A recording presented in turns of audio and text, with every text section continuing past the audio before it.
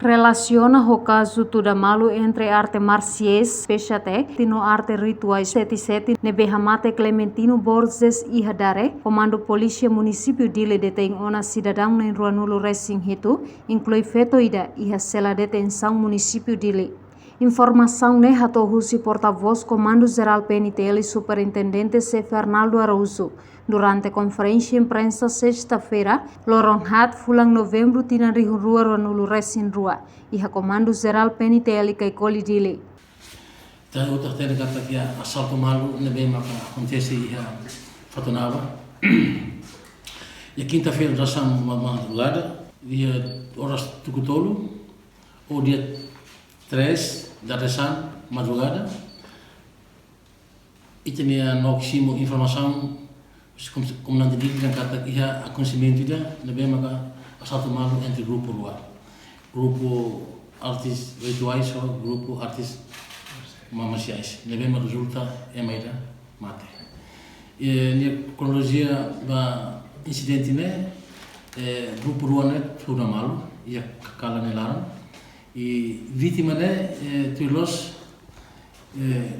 se tuilos sekali tu informação kata dia ba hamri fali ya rampara ni okos ya ahi ambola siti ni okos depois sira husi partisoli tuja konania maka ni monu barai e o meio de baqueras família sira kuribai ya hospital to ya hospital de Valdares la consegue salvania e ni mati fati cronologia né adiante na kata sira tuja malu entre grupo rua artes marciais ou artes rituais horas em geral